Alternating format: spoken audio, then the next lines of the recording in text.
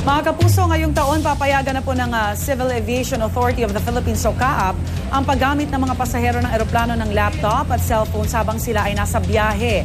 At kaugnay niyan, makakapanayam natin si Captain John Andrews, ang Deputy Director General ng CAAP. Good morning po, Captain Andrews. Good morning din po.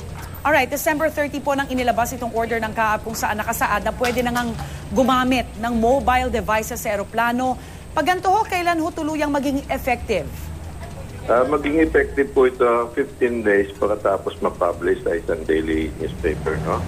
Alright, so ngayong buwan din po, no, 15 days, no? After 15 days, ibig sabihin nyo niyan, pwedeng texting, email, ano ba, maraming mga applications, so ang mga gadgets, so pwede na ho yan lahat?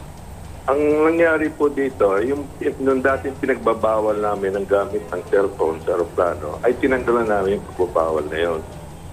Ngayon po, ang mga airline, kailangan naman sila maglabas ng kanilang sariling patakaran. Okay. Kasi po, kung sasabihin kung ayaw ng airline na sundin ito, nasa kanila po yun.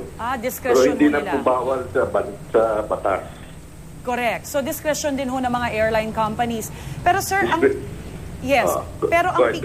pinaka-critical po, no, itong landing and take off. May malinaw po bang polisiya ang CAAP doon na kapag landing and take off, parang i-encourage po yung mga mamamayan na wag na lang munang gamitin?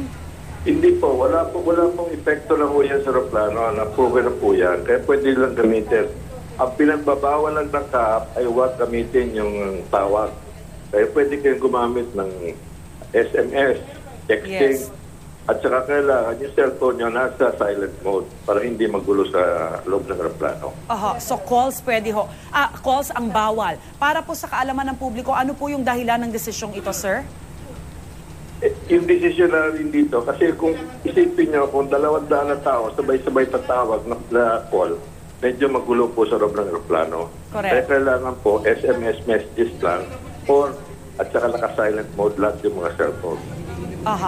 Ano pong extra measures ang gagawin natin? Dahil alam naman ho na may mga insidente talaga na ang mga cellphones ang nagiging triggering device pagdating po sa mga bomba, mga pampasabog.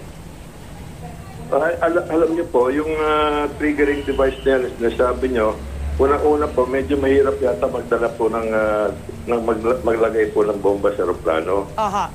So rest assured na lahat... That has never been the reason why nagkaroon ng ban against cellphone, not because of triggering device, but rather there was a suspicion that it would interfere with the electronic equipment of the aircraft. Of course, yung security measures, yung pagpapaigting, bago pa man makasakay ng eroplano, talagang rest assured na pinagdaanan na ng ating mga kababayan. Ano ho?